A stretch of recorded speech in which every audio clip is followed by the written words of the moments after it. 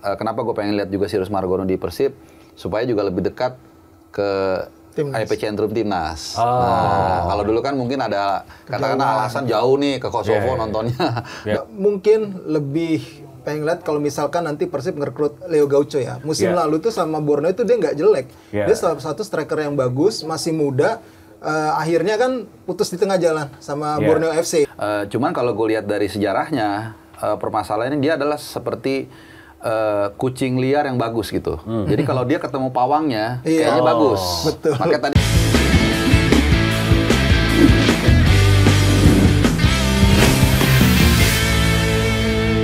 Oke, bursa transfer Liga 1 semakin panas dan beberapa tim sudah memastikan ada rekrutan baru, tapi ada juga yang masih hot nih pembicaraannya.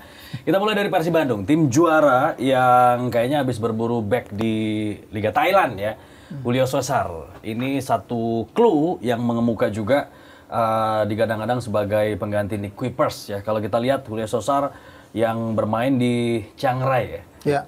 Ini udah fix belum sih?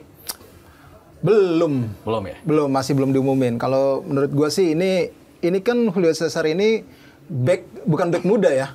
Bukan back muda, masih 30 tahun lah ya, 30 tahun. Kalau yang gue dengar kan sebenarnya kan Persib pengen ada peremajaan di skuadnya.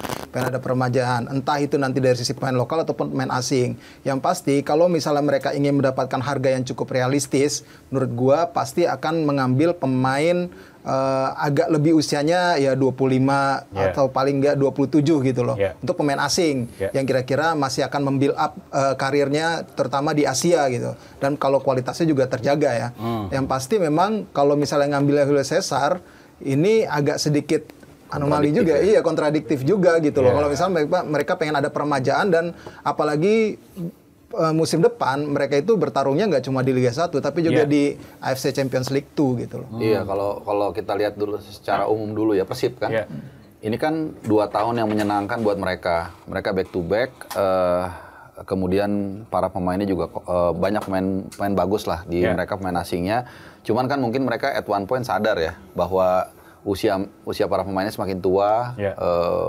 Siapa kemana? Ciro, 37 kalau nggak salah ya. Terus si David da Silva juga dan lain-lain. Itu satu persoalan. Makanya tadi kalau kita kaitkan dengan apa yang dikatakan oleh Rais, ya benar. Ini kok milih pemain yang umur 30. Walaupun 30 sebenarnya sebagai pemain masih bagus banget. Masih bisa 2-3 tahun lagi. Tapi kan nggak sesuai dengan roadmap yang mereka buat. Yang kedua juga, sebelum kita ke detail, Persib ini kan bagus lah 2 musim terakhir. Cuman kan strategi ini mulai kebaca. Gue coba juga ngobrol-ngobrol dengan Bobotoh, dengan beberapa pelaku sepak bola, bahwa gue bilang, apa sih yang alasan mendasar dari Persib ini ingin merombak habis-habisan para pemain mereka selain usia? Dibilang soal strategi juga. Hodak ini udah agak kebaca dan kita bisa melihat dari Teko kan di Bali kan. 2 tahun, habis itu mulai dia turun, makin lama makin mungkin bukan hektik ya, udah jenuh. Gitu. Jadi ini yang mungkin mau dirubah selain tadi soal menurunkan gaji, usia, sama supaya permainannya juga nggak ketebak. Itu yang menurut gua coba dilakukan Persib saat ini. Oke, jadi bukan hanya penyegaran skuad tapi juga pembaruan ya, gaya bermain dan juga strategi. Tapi untuk pos-pos tertentu kayak misalnya center back kayaknya penting juga deh pemain yang berpengalaman, yang mateng gitu. Mungkin nanti bisa dikolaborasikan dengan pemain yang agak mudaan dikit. Iya, benar, itu pasti ya. Kalau untuk di posisi back, kemudian gelandang, kemudian striker itu kan pasti ada pos-pos untuk pemain asing. Pasti akan ada satu pemain asing yang berpengalaman. Kalau pengen nge-build up pemain muda lokal juga pun masih butuh ada tandem lagi nih untuk menjadi backup dia gitu loh. Nah, kita lihat juga ini adalah beberapa nama yang dikaitkan dengan Persib Bandung. Ada William Barros di posisi striker, terus ada juga Din Zanderbergen, ini juga berdarah Indonesia, berdarah Depok nih kayak tetangganya Rais nih kayaknya nih. Ada Leo Gaucho, ini striker muda nih, mungkin realistis juga. Ada Dewangga yang bisa bermain di beberapa posisi juga ya. Nah ini Julio Cesar yang tadi kita bahas juga. Ada nama selain Julio Cesar, ada Christian Gomis, ada Gabriel Mutombo, dan di posisi penjaga gawang ada Cyrus Margono. Artinya sebenarnya kalau kita lihat dari rumor ini, udah lumayan komplit nih di semua posisi. Ya pasti ya, kalau ngeliat ini gue mungkin lebih pengen lihat kalau misalkan nanti Persib ngerekrut Leo Gaucho ya. Musim lalu tuh sama Borneo itu dia nggak jelek. Dia salah satu striker yang bagus, masih muda. Akhirnya kan putus di tengah jalan sama Borneo FC. Nah ini yang gue lihat sebenarnya Leo Gaucho ini striker potensial. sayangnya memang tidak panjang ya. Mungkin ada pertimbangan lain dari strategi pelatih dari Borneo hingga akhirnya membalikan ataupun memulangkan Matias Pato musim lalu. Dan kali ini kalau gue lihat kalau misalnya Leo Gacho direkrut sama Persib, ini salah satu mungkin rekrutan yang mungkin bisa memberikan nuansa baru lah bagi lini serang dari Persib Bandung. Kalau gue melihat yang menarik adalah Sirus Margono, gue tekankan di situ karena kebetulan gue cukup hampir bahkan setiap dia main gue ngikutin meskipun nggak live. Biasanya highlights-nya. Ini kiper yang sangat bagus, tingginya 190-an, terus build up serangannya oke, passing mediumnya juga oke. Jadi kalau dia di press tuh berapa kali dia tenang, dia bisa passing ke middle pitch gitu loh. Ya kalau refleksi oke, semua lengkap lah gitu. Dan ini kan menjadi area juga yang tahun lalu menjadi kekuatan dari Persib. Kevin Raymond Mendoza tuh paling banyak clean sheet kalau nggak salah. Tapi ya whatsoever udah meninggalkan Persib. Dan kenapa gue pengen lihat juga Sirus Margono di Persib supaya juga lebih dekat ke IP Centrum Timnas. Nah, kalau dulu kan mungkin ada katakanlah alasan jauh nih ke Kosovo nontonnya. Dan kadang-kadang kalau kita lihat lapangannya pun di sana itu lapangan-lapangan kayak nggak ada bukan nggak ada tribunnya, tapi biasanya yang belakangnya nggak ada tribunnya tuh. Lapangan-lapangan kecil lah. Nah, dengan liga yang menurut gua lebih ada pressure, mungkin kalau kompetitif kita bisa berdiskusi atau debat lah Kosovo sama Liga 1. Nah ini kan mungkin akan menguji mentalitas dia dan tadi itu lebih dekat dengan timnas. Supaya persaingan di bawah mistar gawang timnas akan lebih seru. Tapi kita lihat memang Persib salah satu tim yang langganan penjaga gawangnya asing ya. Dari dulu kan ada Kosin, terus Kevin Mendoza, terus Sirus Margono. Tapi keuntungannya kalau Margono pemain asing rasa lokal ya, atau pemain lokal rasa asing. Karena dia kan sudah WNI. Sudah. Tapi dengan level asing gitu, karena bermain di luar negeri juga. Ini kan menjadi salah satu keuntungan juga. Oke, kita lihat juga apakah dengan rumornya Julio Cesar. Ini kan namanya mencuat ketika ada clue dari Deputi CEO ya, Adit tuh yang bilang. Apakah ini menepis rumor Putros, kemudian juga Christian Gomis. Kalau Gomis kayaknya dia udah milih Utai Tani ya. Apakah itu juga ada fake? Terus kayak misalnya Putros juga selain Persib ada Gamba Osaka juga yang coba mendekat. Ini kan jadi persaingan juga. Ya kalau ngelihat dari pernyataan dari memang yang Mas Adit ya, Kang Adit itu ya memang biasanya kalau udah kayak begitu sudah mulai dibuka berarti sudah ada deal. Berarti memang sudah tinggal menunggu waktu. Ya, kita tunggu aja. Yang pasti memang kalau misalkan mendatangkan Julio Cesar, berarti nanti satu back lagi mungkin kalau misalnya mendatangkan back asing, mungkin agak lebih mudah yang akan didatangkan sama Persib gitu loh, untuk bisa menyeimbangi kekuatan ataupun dari segi fisik lah. Karena kan ini pasti akan maraton nih, kompetisinya panjang, kemudian mereka nggak cuma di satu kompetisi gitu loh, ya butuh back yang benar-benar tangguh dan ya bisa main sepanjang musim. Betul, apalagi kalau kita lihat statistik Nick Kuipers bagus banget ya sebagai center back, tapi dia juga lumayan produktif ya, dan juga lumayan aktif untuk membantu serangan. Artinya butuh pengganti yang sepadan lah.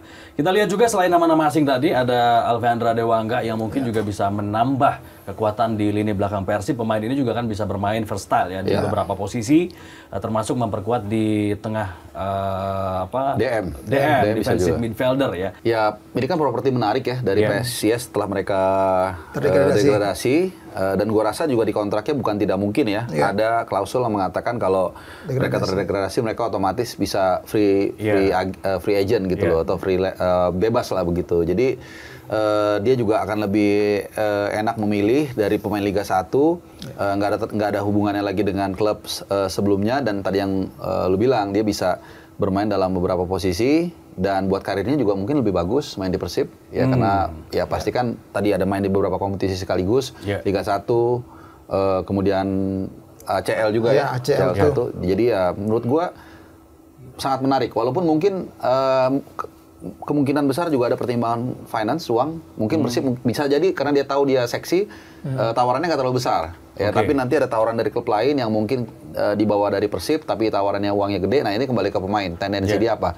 Kalau menurut gue sih, kalau dia masuk ke Persib dengan program dari Hodak atau Persib secara umum yang akan lebih melakukan regenerasi, menurut gue ini menarik. Kemungkinan besar dia akan dapat kesempatan main yang banyak, dan bukan tidak mungkin tim nasional kembali memanggil dia. Iya. Adiknya Bule juga ya, Hamra Nusa. Ini yang cukup mengejutkan ya buat gue ya, ketika Hamra akhirnya mungkin dilepas ya sama Persik Kediri gitu loh. Karena dalam beberapa musim terakhir nih Hamra ini bisa dibilang salah satu pemain pilar di lini belakang dari Persik Kediri gitu. Setelah dia berpisah dengan Persija, dia menemukan performa terbaiknya di Persik.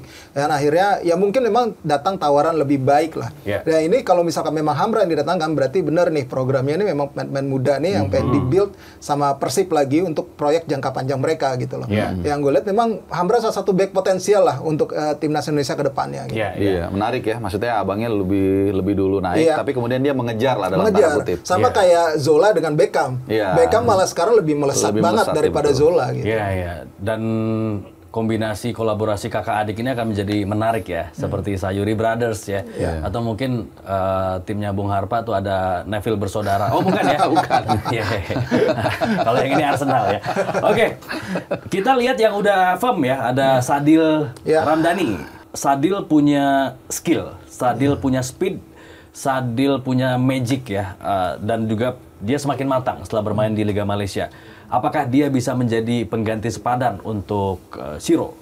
Ini masih perlu pembuktian lagi akhirnya setelah dia bermain di Malaysia Super League ya. Setelah sekian lama waktu di Bayangkara juga nggak terlalu ini banget ya sama Persela Lamongan, terus kemudian Bayangkara, kemudian akhirnya ke Sabah ini sebenarnya dia potensinya berkembang. Sempat agak meredup tapi akhirnya dibangkitkan lagi sama Ong Kim Sui. Dia kan sampai sempat bilang kan Ong Kim Sui ini adalah pelatih yang benar-benar ikut menyelamatkan karir dia lah di Malaysia gitu. Yang pasti memang Sadil ini potensinya memang sangat besar sekali ketika dia muncul di permukaan. Waktu itu dia adalah pemain paling sibuk waktu itu di timnas U19, U23 bahkan ke senior gitu loh. Sempat menjadi pemain yang paling jadi spotlight 2018 kalau nggak salah betul, itu. Zaman Elis Mia itu kan jadi spotlight lah dia. Hingga akhirnya sekarang dia harus bisa membuktikan lagi ketika kembali ke Indonesia setelah kemarin bersama Sabah dia menjadi salah satu pemain asing yang juga gacor ya ibaratnya salah satu pemain asing papan atas bisa dibilang di Malaysia. Nah bersama Persib dia diharapkan ada ekspektasi lebih sih terhadap Sadil. Kita tahu karena dia harus bisa menggantikan peran Ciro Alves. Dia harus bisa menjadi seorang penservis yang baik untuk striker yang akan dibeli ataupun direkrut sama Persib Bandung gitu loh. Jadi tidak mudah juga tantangannya. Apalagi back timnas ini keras-keras loh. Beda dengan back Malaysia kalau gue lihat. Back Liga 1. Back Liga 1 ini keras-keras gitu. Jadi memang tinggal kita lihat bagaimana Sadil bisa menunjukkan magicnya lagi atau enggak. Kalau gue lihat Sadil ini, gue dari dulu sebenarnya suka ngeliat skill dia. Bagus. Makanya tadi ada masa di mana dia main di Asian Games kalau nggak salah. Main di berapa gitu ya, U19 terus tim nasional juga senior gitu. Cuman kalau gue lihat dari sejarahnya, permasalahannya dia adalah seperti kucing liar yang bagus gitu. Jadi kalau dia ketemu pawangnya, kayaknya bagus. Betul. Makanya tadi kan gue langsung relate tuh, Om Kim Sui begitu ketemu, oke. Sama STI kan dia sempet selek juga kan. Dan itu pertanyaan pertama yang gue tanyakan saat Piala Asia. Karena dia nggak dipanggil di menit terakhir. Ya kita bukannya dicoret menit akhir. Dicoret menit akhir, bukan nggak dipanggil ya. Ya bukannya kita gimana ya, udah something ada yang inilah gitu ya nggak ketemu. Nah dengan ada Jarod Bojan Hodak yang menurut gua cukup disiplin. Nah ini can be two ways nih. Apakah benar-benar dia akan jadi kucing yang jinak dan keluar semua kemampuannya atau dia tergantung treatmentnya Bojan kan? Tergantung. Tapi kan harusnya kalau agen ini peran agen menurut gua. Lu udah pelatih lu begini nih. Lu gue tahu orang lu begini. Kalau kita nonton film apa tuh ya, Jeremy Maguire, ada yang film agen ini kan dia harus punya kedekatan tuh supaya tahu karakter klien gua dengan nanti pelatihnya ini seperti apa. Dia harus paham itu. Nah, harusnya agen itu sudah memapping situasi ini. Kira-kira kalau anak buah gue sama Hodak ini dimarahin aman nggak? Nah, kalau itu terjadi menurut gue setuju sama yang dikatakan Rais, bukan tidak mungkin dia bisa menggantikan Ciro Alves atau mungkin Febri Haryadi kali ya. Febri kan juga sekarang lagi masa build up lagi ya, performa dia setelah sembuh dari cedera kemarin akhirnya dapat menit bermain di laga terakhir gitu. Ya ini persaingannya bakal sangat ketat banget ya sama Febri gitu. Iya. Belum lagi ada Beckham ya. Tapi kalau kita lihat statistiknya, Sadil di Liga Malaysia di musim yang barusan itu jumlah pertandingannya mungkin kalau kita 15 sampai 18 di setiap musimnya ya. Dan rata-rata cetak golnya tuh range-nya antara 5 sampai 7 gol. Kalau kita lihat Ciro terakhir 30 pertandingan satu musim, memang produktivitas golnya agak turun di musim ini, 6 gol dan 12 assist. Tapi jumlah assist-nya sama nih. Artinya tetap konsisten sebagai pemberi umpan gitu, final pass ya. Ini gimana lihat statistik ini? Ya kalau mau bandingin statistiknya juga nggak terlalu ini juga ya, karena jumlah pertandingan di Malaysia Super League itu kan lebih sedikit. Mereka lebih banyak karena ada Piala Malaysia, ada Piala FA-nya segala macam gitu loh. Itu akhirnya dijumlahin bisa sampai 30 lah semusim gitu loh. Yang pasti memang kalau melihat dari komposisi itu, ya jelas kalau secara statistik memang Ciro Alves masih lebih baik. Tapi kan ini produk lokal nih, Sadil nih, yang diharapkan bisa menjadi salah satu proyek jangka panjang Persib. Gue lupa, dia kontraknya 2 tahun atau 3 tahun kan? Berarti memang proyek jangka panjang nih Sadil nih. Yang pasti memang kalau melihat dari situasi yang sekarang, Bojan Hodak tampaknya sudah tahu nih Sadil bakal mau diapain nih. Iya, tinggal pembuktiannya aja di apa namanya di Persib Bandung. Memang orang akan selalu mengait-ngaitkan pasti dengan yang pendahulunya gitu. Tapi itu tadi kalau menurut gua dia punya gaya main yang lincah, mirip dengan Ciro Alves.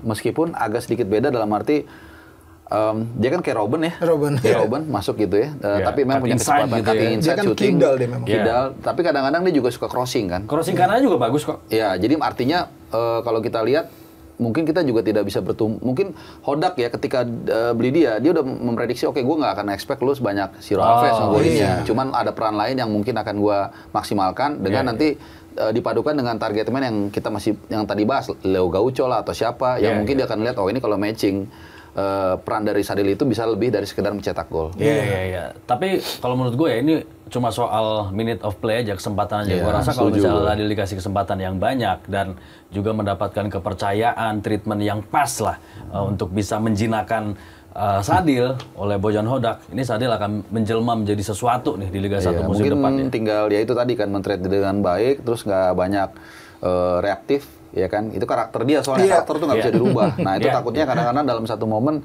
merugikan tim karena ya itu tadi agak-agak emosional ya. Mudah-mudahan enggak. Soalnya beberapa kali gue ada ngehubungin dia lah sempet ya. Cuman dari cara ngejawabnya tuh kelihatan kayak apa ya, strict gitu. Jadi orangnya memang kayak emang gitu. Stylenya begitu. Nah itu tadi gue bilang, ini dua sisi mata uang yang bisa dilihat dari Sadil, tergantung bagaimana men-trade dia. Mudah-mudahan nggak ada sisi non teknis yang bakal mengganggu karir dia di Persib ya. Gue harap sih itu ya. Karena kan ujungnya kan untuk kepentingan timnas juga. Kepentingan timnas juga gitu loh. Karena kita tahu dia sempat pernah punya kasus di Persela, ya kan. Kemudian di Sabah juga sempat agak nggak enak juga gitu loh. Tapi yang pasti memang Sadil mampu membuktikan bahwa dia ada salah satu potensi besar yang dimiliki oleh sepak bola Indonesia gitu. Dan beberapa kali tuh gue sempat dengar dia tuh udah masuk list pemanggilan timnas sebenarnya. Cuman kayak di urutan yang masih ini ibarat ini udah pasti masuk nih, dia ada di sini-sini nih. Beberapa kali gitu. Ya itu tadi mudah-mudahan dengan yang lebih dekat ke pusat ke epicentrum timnas, kemudian lebih sering ditonton, lebih banyak pertandingannya dibanding di Malaysia, kemampuannya bisa keluar. Di pos-pos lainnya pengganti Taran Del Pino dan juga gelandang bertahan Coach Jan, rumornya siapa? Ini gue juga masih belum terlalu lihat banget ya, dengar banget. Tapi memang ya Jaja misalnya. Bukan Miharja ya? Bukan. Apaan tuh? Gue agak kaget juga ya Jaja dilepas misalnya sama Dewa United ya gitu loh. Kalau misalnya dilepas sama Dewa United, karena dia punya peran penting juga. Mungkin mau reuni sama siapa? Itu ke Persija, Mauricio Sousa. Karena diincar Persija juga kan, Mauricio Sousa. Iya betul. Jadi memang Jaja ini menjadi salah satu komoditi pemain asing yang diincar juga sama seperti musim lalu ya. Dia Francisco Rivera gitu loh. Memang ya gue ngeliat Jaja ini salah satu pemain yang bisa menjadi penyeimbang permainan sih memang. Dia bisa delay permainan, kemudian dia bisa menjadi penyuplai bola umpan ke depan gitu. Yang pasti memang salah satu pemain mahal mungkin sekarang untuk pemain asing. Makanya mahal. Sekarang mungkin dia akan nunggu tinggal tawaran yang paling bagus aja. Iya benar, dia udah tinggal nunggu tawaran paling bagus. Karena kalau gaya main dia menurut gue Riz ya, dicangkok di mana aja cocok gitu. Betul. Jadi ya dia nggak ada masalah, nggak perlu pilih-pilih. Kan ada pemain yang kadang-kadang, gue tahu nih gue bagus, cuman kalau main di sini gue kurang cocok. Tapi tawaran dia gede, nah lu tinggal milih. Kalau dia tuh kayaknya enggak, gitu. Nah gue nggak tahu. Persib kan lagi-lagi tadi kita harus konsisten di awal ya, bahwa mereka juga akan menurunkan level gaji, apakah mungkin tawaran yang kemungkinan besar itu bisa di-afford dengan dia? Gue yakin setiap tim seperti kata Rais bilang pasti pengen Jaja untuk ada di tim mereka. Pasti, itu pasti. Nah, kecenderungannya Persib untuk merekrut pemain-pemain timnas diaspora gimana? Karena Bojan sendiri bilang bahwa kita pengen sebenarnya pemain-pemain timnas diaspora ini layak, tapi ini gajinya terlalu tinggi. Bahkan kan Bojan udah memahami gitu loh. Kalau budgetnya itu pasti tidak besar. Dia sudah ngomong itu kan. Budget itu dia memahami itu, berarti dia sudah sadar nih strategi pembelian pemain seperti apa yang harus dilakukan. Siapa pendekatannya? Pasti dia melakukan pendekatan juga langsung ke pemain. Selain kepada agennya ya, dia pasti akan head to head dulu lah. Ngomong dari hati ke hati sebelum dinego sama manajemen gitu loh. Ya paling nggak lo turunin dikit lah harga lo gitu loh. Ini gue pengen butuh lo banget nih kalau misalnya nanti lo bagus emang sesuai performa ya bisa lah naik dikit kan gitu kan pasti ada klausul itulah kalau kontraknya jangka panjang gitu. Gitu. Dan Persib mungkin juga ada daya tawar di luar uang ya. Betul. Ya kita bisa lihat bagaimana kita bicara paling fundamental dulu deh. Ya, setahu gua ya nanti Rais ini lebih ahli soal Liga 1. Soal gaji itu setahu gua Persib tuh aman. Artinya minimal lancar deh. Jadi kalau gua main di Persib gaji gua 1 miliar misalnya, tapi lancar. Ini ada yang nawarin 3,5, belum tentu dibayar semua. Nah, itu kadang-kadang menjadi pertimbangan. Satu, kedua kita lihatlah, kita harus mengakui Persib itu kan yang paling banyak pendukungnya di Indonesia. Itu kan juga satu romansa tersendiri lah buat mereka dan jaminan juara sih mungkin belum tentu ya. Cuman mereka punya sejarah yang cukup bagus lah soal itu. Jadi mungkin itu juga menjadi daya tawar kalau lu masuk ke Persib selain duit tadi. Ya, kalau Bali United punya daya tawar wisata. Kalau Persib ini punya daya tawar, lu langsung populer. Pasti itu jaminan popularitas tinggi, engagement lo tinggi, pasti kan secara branding ya lo jadi incaran. Akhirnya kan duit juga. Misalnya kalau populer main iklan duit juga gitu. Karena prinsipnya kan kalau Persib ini satu Jawa Barat ini kan pendukung Persib, mostly. Gue nggak tahu berapa populasi, mungkin 28 juta, 30 juta itu mungkin 90%-nya pendukung Persib. Bapak dulu sempat di sensus ya? Sempat di Badan Statistik Nasional. Oke, simpelnya kayaknya semua pemain pasti pengen main di Persib deh. Iya, betul. Iyalah. Entah itu pemain lokal atau mungkin pemain asing. Salah satu tujuan yang paling menarik lah gitu. Iya.